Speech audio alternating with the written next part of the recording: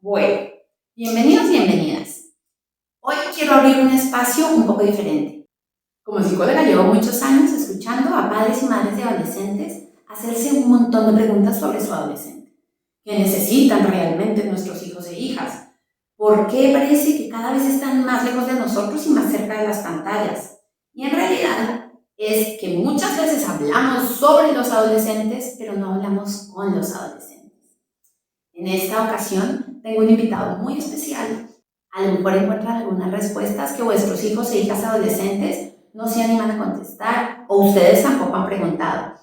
Súper bienvenido mi hijo, Shalok Ramírez, para esta entrevista.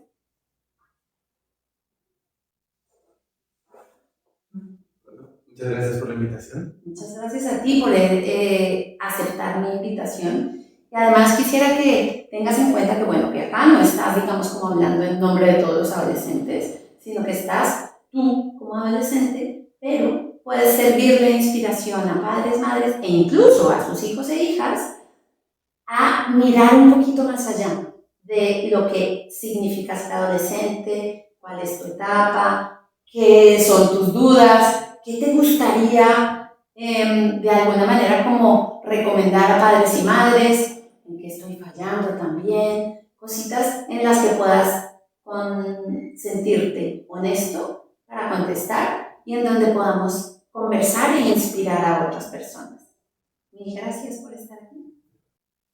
Quisiera hacerte un par de preguntas, justamente como de la generación en la que estás. Entonces, ¿qué crees que está haciendo que tantos adolescentes se sientan lejos de sus familias?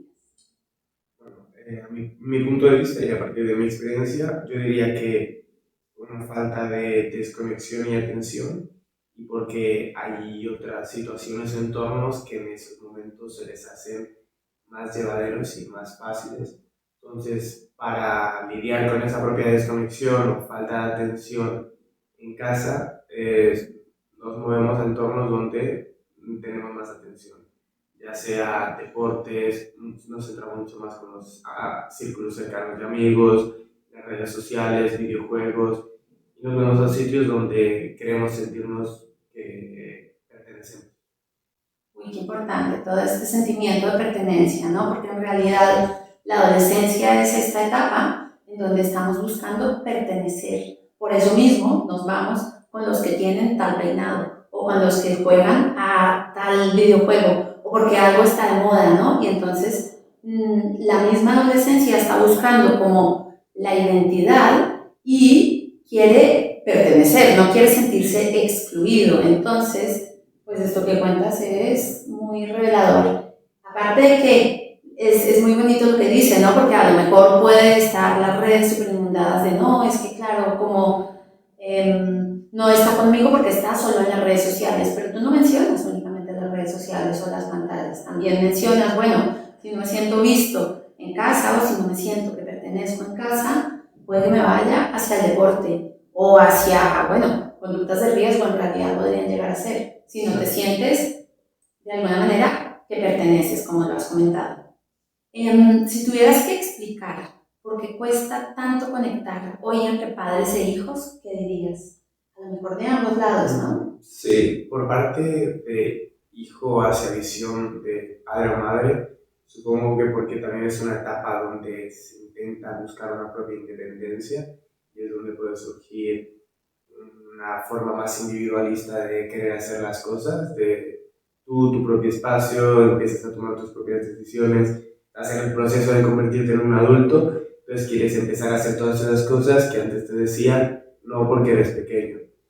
Y creo que, al menos por lo que yo soy capaz de entender de la parte de padres a hijos, es también a partir de una propia creencia, lo que veo mucho, que no se intenta ni siquiera la propia conexión, porque si no es hablar de un tema determinado o en cómo ha ido el colegio después de acabar clases, falta un poco de conversación en sí, ya de antes, sobre todo también por el hecho de que los propios padres tienen la propia creencia de lo mal que está para que su hijo llegue a la adolescencia, esta etapa que no les gusta, antes era un niño, un bebé, dependía de ellos y les hacía sentirse importantes. En el momento en el que uno reclama su propia independencia, es algo que no les gusta y ya les tienen creencias que les limita acercarse a ellos. Un poco también, ¿no? Como en esta, primero la diferencia de edad, obviamente que ustedes tienen unas necesidades y nosotros otras. Y lo que comentas también, bueno, ahí están las sombras de padres y madres, que esto lo tratamos en los talleres y en otros lugares un poco más íntimos. ¿Qué cosas hacen algunos adultos que, aunque tengan muy buena intención, terminan alejando a los adolescentes? Vale. Sobre esto yo diría un poco sobre el mismo tema de antes, sobre el propio control. Tanto padre o madre está acostumbrado a que el hijo sea completamente dependiente de ellos, y es como si necesiten tener ese propio control para sentirse que están haciendo bien de padres. Es como una especie de interés, pero simplemente intentando controlar el esto. No es un interés genuino de un ¿qué tal tenido las clases? Intentar ir un poquito más allá y interesarse en sí por cómo lo está pasando, sino algo más como si fuera una especie de documentación para saber con quién sales, a dónde vas, hasta qué hora, cuándo, y es como para, en mi opinión, que el propio padre no quiere, o madre no quiere perder ese control sobre el hijo, y que es algo que acaba obviando al hijo y acaba alejándolo un poco de la propia conversación con sus padres, que es como, ¿para qué voy a hablar si solo quiere saber dónde voy, con quién voy, a dónde? Y pierde un poco y desconecta. El típico interrogatorio, o preguntas cerradas y típicas que se repiten lunes, martes, jueves, sábado, ¿no? ¿Cómo te ha ido en las clases? ¿Con quién estás andando? O preguntas muy generales, ¿no? Sí. En mi punto de vista, la parte de conectar con otras personas no simplemente tiene que cambiar por el hecho de ser padre o hijo, madre e hija, lo que sea, sino simplemente tienes que mostrar interés genuino y ganas de escuchar a la otra persona. Esos son los principios de las relaciones con otras personas. Entonces, no tienes que tener documentado todo lo que está haciendo tu hijo, sino es mucho mejor que se sienta cómodo hablando contigo, porque generas un espacio que en el momento en el que tenga un problema va a acudir a ti, en vez de a muchas otras ramas que pueden ser negativas y dañinas para evitar ese dolor. Entonces, facilita mucho más que esté bien hablando contigo, que no se vaya cerrando y busque otra respuesta. Bueno, acá estás llegando al punto, pero tan crucial, o sea, lo más importante, justamente de un acompañamiento adecuado, en donde no es la superficie, no es el regalo, no es como, yo qué sé, mira, te traje este videojuego que sé que te gusta, como la superficie, sino que es un poco la base de las buenas relaciones, donde puede haber conversaciones difíciles, donde puede haber incluso, bueno, acá es muy importante, obviamente pues todos seguimos en aprendizaje, pero de todos modos donde el mismo hijo que tiene sus movimientos emocionales y demás pueda encontrar en su padre o en su madre un adulto regulado, que no se desregule con él, que no se, porque nos metemos como en una tormenta y en el momento de que estamos en tormenta ya no se sabe quién es el adolescente, si es el mayor de 45 o el que tiene 14 o 17, ¿no? Entonces, pues bueno, muchas gracias, pero sí me llama la atención porque de alguna manera crees que hay, esto te lo pregunto un poco como, no como experiencia personal, sino a lo mejor como contrastando tu experiencia personal, ¿qué crees que se hace diferente en tu casa con respecto a otras casas o a otras familias que puedas tener de conocidos? Por ejemplo, sobre la manera de aproximarse a las preguntas, que era lo que me estabas contando. Vale, bueno, antes de dejar claro esto, me gustaría destacar que no es simplemente que haya como una cosa que es perfecta y otra que no. En cualquier casa siempre surge conflicto. Entonces, yo no creo que es tanto a partir de los conflictos que salen o que no, sino la forma en la que lo resolvemos. Y respecto a lo de las preguntas, creo que, o al menos lo que yo más aprecio, es que desde muy temprana edad se me ha permitido tener la habilidad de pensar por mí mismo y formular mis propias conclusiones. Puede parecer muy simple y muy sencillo, pero el hecho de que te dejen investigar, te dejen tener una propia duda sobre algo, no simplemente te desmeriten por, no, tú eres pequeño, este no es un tema para ti, o simplemente no te den valor a tu propia respuesta, te va moldeando y te va afectando hasta el momento en el que dejas de hacerte preguntas, que es una cosa básica y que a mí me ha ayudado muchísimo para llegar a ser tal y como soy ahora, es tanto las respuestas a mis propias preguntas como las propias preguntas de vuelta. Entonces, dar un espacio para ser capaz de responder y que te pregunten para incitar esa propia curiosidad. Y eso al final te acaba moldeando de una forma la cual es muy positiva y se nota después. Mira, me causa curiosidad porque yo también trabajo con adultos mayores, ¿no? Y hay una cosa que se repite y que lo dicen, no solo adultos mayores de 65, 70, 80 años, sino también en los adultos, que a veces en algunas generaciones antiguas no se escuchaba mucho la voz del niño. ¿Tú crees que todavía no se sigue escuchando del todo? Y que de alguna manera como que no es tan válida la voz del niño, no precisamente solo en tu casa o también, pero ¿tú crees que sigue estando esta creencia todavía en que el adulto está por encima del niño? Sí. ¿Y del adolescente? Completamente. Es como si, de una forma de decirlo, viviéramos en un mundo donde el adulto tiene poder y desmerita las propias respuestas del niño, que es su forma de mostrar autoridad, pero me parece de que simplemente decir que estás en lo incorrecto por el hecho de que eres pequeño puede limitarte mucho si se hace a temprana edad. Sobre todo, llevando un tema más interesante, es que si no hay excusa, si no hay escucha hacia el propio niño, ¿cómo se puede averiguar cuáles son sus propias necesidades? La escucha es un principio básico para ser capaz de conocer, tener la mayor información sobre tu propio entorno y actuar acorde con esa información.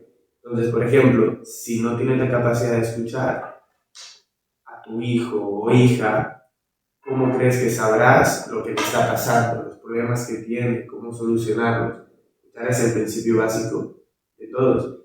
Y hay muchas veces en los que yo lo he visto mucho en mi entorno, en el que hay necesidades que no es simplemente que ni siquiera el padre es consciente, sino que como el niño nunca se lo ha preguntado, ha acabado creciendo, tiene muchas cosas que no se ha preguntado si eso está bien o mal. No es capaz de pedir ayuda porque ni siquiera lo tiene de modelo de referencia, el hecho de ir un paso más allá.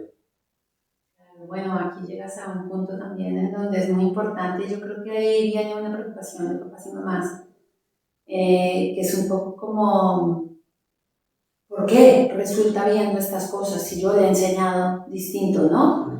Y creo que hay un hueco que las familias no alcanzan a dimensionar y es un poco como, tú le has enseñado lo que tú ves en, bien sea Netflix, el móvil, la tablet, ¿no? Tú le has enseñado cómo se deben hacer cierto tipo de cosas en la red, y no solo el que llegues a determinados contenidos, sino de todos modos también justamente esas conversaciones incómodas pero necesarias que tiene que tener uno en esta relación de padre-madre,